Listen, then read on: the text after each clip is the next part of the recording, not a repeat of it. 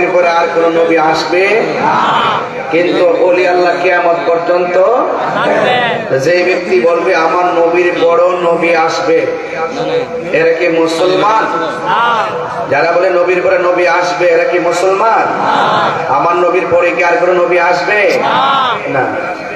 রাসূল করিম সাল্লাল্লাহু আলাইহি ওয়াসাল্লাম বলেছেন আনা খাতামুন নবিয়্যিন লা নবিয়্যা বাদি, আমি নবী হইলাম শেষ নবী, আমার পরে আর কোন নবী আসবে না। এই জন্য বাংলাদেশের কিছু মানুষ আছে এরা ইসলামের কথা বলে কিন্তু আসল ইসলামের কথা কয় না। ওরা ব্যক্তিগত ইসলামের কথা বলে, ওরা স্বার্থের জন্য ইসলামের কথা বলে, ওরা চেয়ারের জন্য ইসলামের কথা বলে, ক্ষমতার জন্য ইসলামের কথা বলে। মুখ কইলা এই কথা কয় না, সারা জীবন যে খেলাপথ বলে আউড়াইলা এখন মুখটা কই তারো না। একটা কাগজ করে লিখটা দাও যে এই আমরা যদি ক্ষমতায় আসতে পারি কাদিয়ানীদেরকে অমুসলিম ঘোষণা করবো, এই কথা কি বলতে পারো না? তার মানে এই কথা যেহেতু বলো না, তার মানে বোঝা গেল তোমরা জাতীয় পদচরণে থাকতে হবে। এই ওলি আল্লাহদের চরণে যারা থাকবে তারা কখনো জেনে শুনে সত্যকে গোপন করে না। কথা বলেন ঠিক না বেঠে? আর ওলি আল্লাহ থেকে যারা দূরে থাকতে চায় তারা দেখবেন হক কথা কয় না, এরা ব্যক্তিগত এজেন্ডা বাস্তবায়ন করতে চায়। কথা বলেন ঠিক না?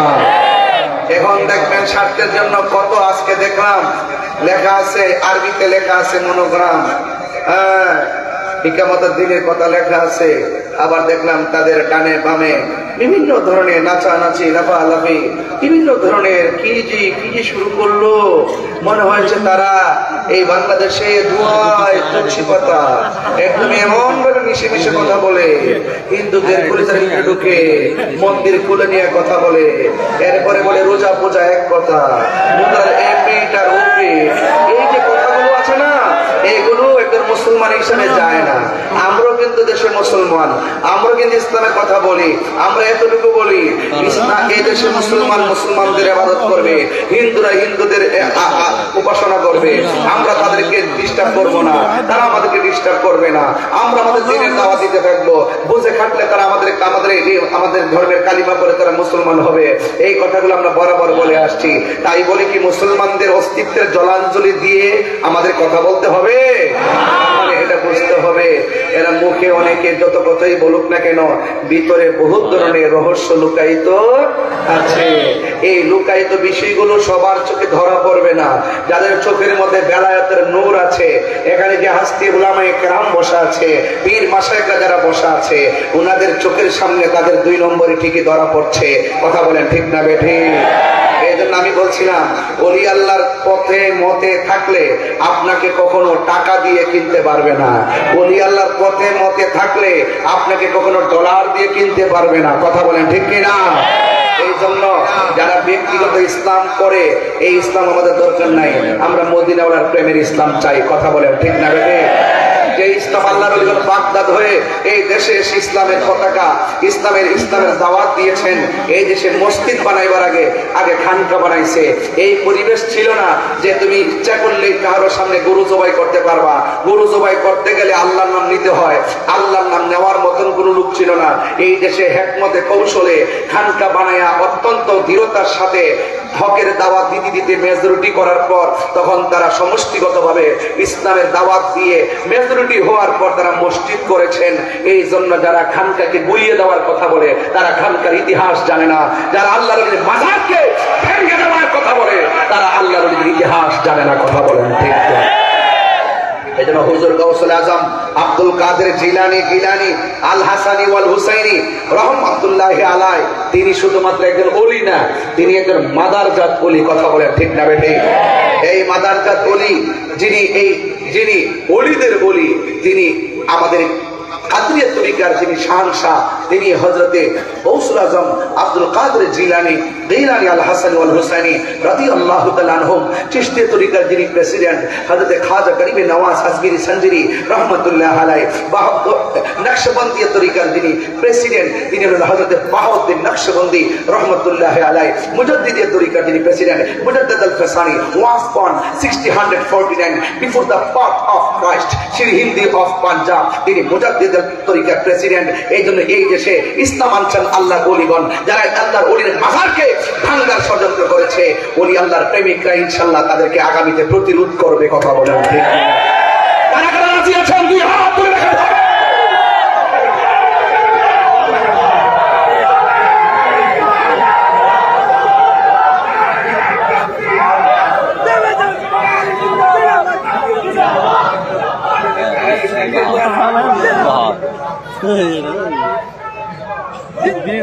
ওলি আল্লাহর রওজাতে জিন্দা না মরা? আল্লাহর ওলিদের কোনো ভয় আছে? আওয়াজ করে ভয় আছে? চিন্তা আছে? টেনশন আছে? ঘোষণা কার? আর বলে ঘোষণা কার? আল্লাহর ওলি দ্বারাই হবে যারা ইমানদার। কথা বলেন ঠিক কিনা? এই ইমান কখনো ওলি আল্লাহ হতে পারে?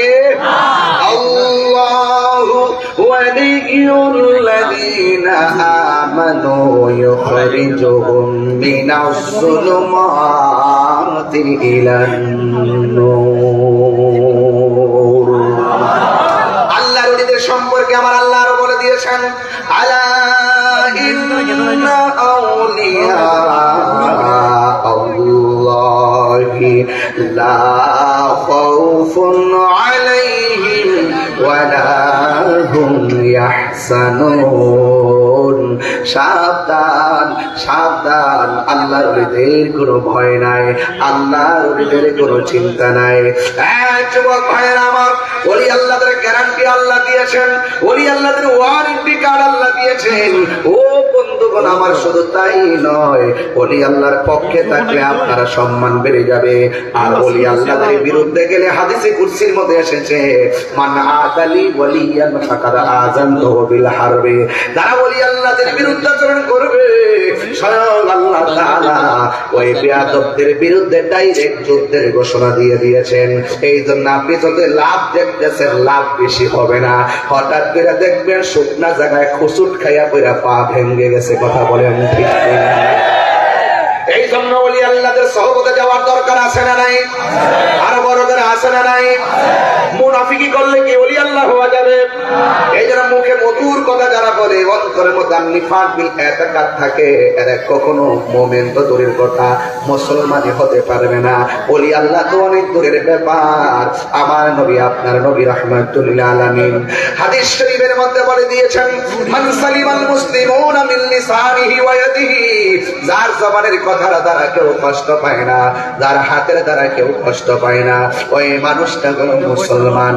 আজকে হাত দিয়ে মানুষকে আঘাত করা হয়, জবানের কথার দ্বারা মানুষকে আঘাত করা হয় এবং মানুষকে ঠকানো হয়, মুনাফিকি করা হয়।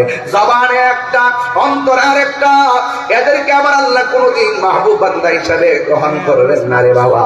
এই জন্য আমার নবী, আপনার নবী রাহমাতুল লিল আলামিন হাদিসে মুবারাকের মধ্যে বলে দিয়েছেন, লা ইউমিনু আহাদুকুম হাত্তা আকুনা আহাব্বা ইলাইহি মিন ওয়ালিদিহি ওয়া ওয়ালাদিহি ওয়ান নাসি আজমাইন। সব মানুষের চাইতে নবীকে যারা ভালোবাসে, এরা বান্দা থাকে না, এরা আমার আল্লাহর বন্ধু হয়ে যায়। ওই বন্ধু হইতে চাই কি চাই না?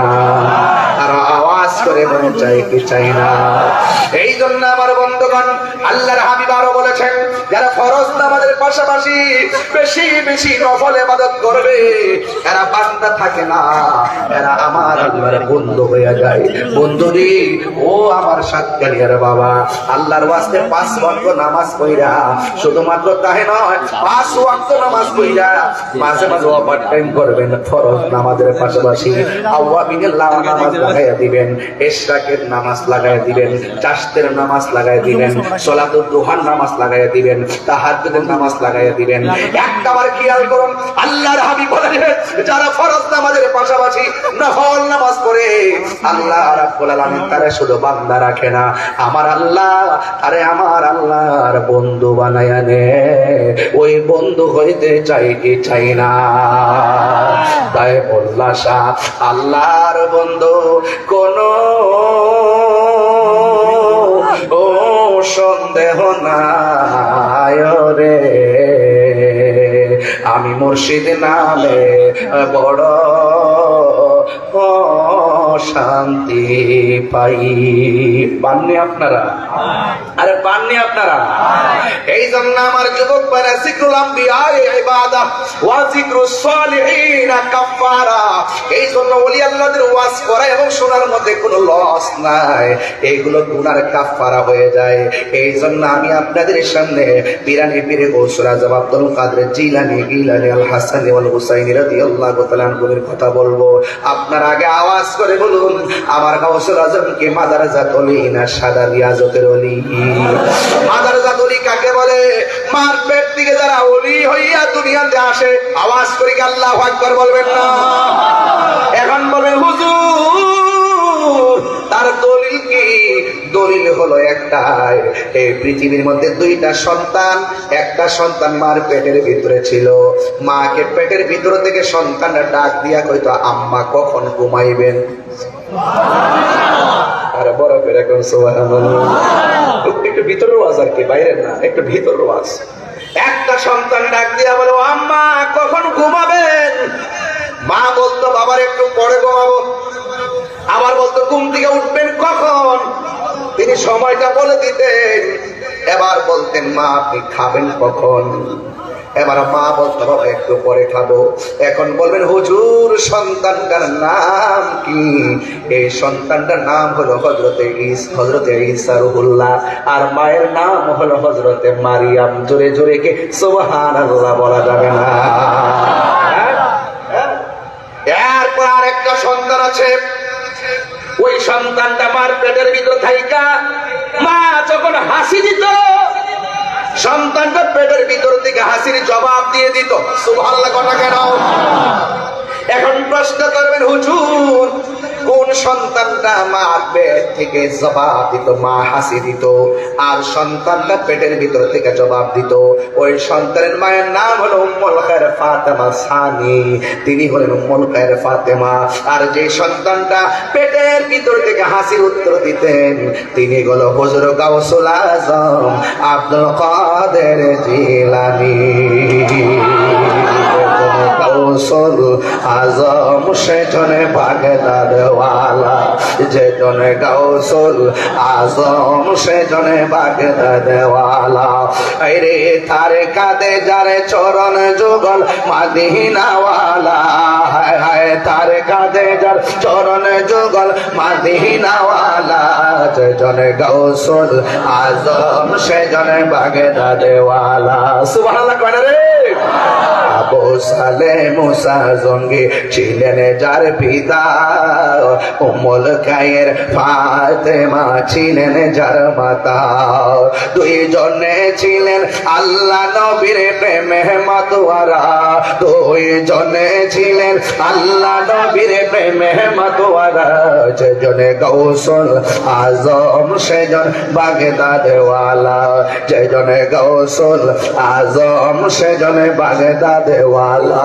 জোরে জোরে কি আল্লাহু আকবার বলা যাবে না? হায়রে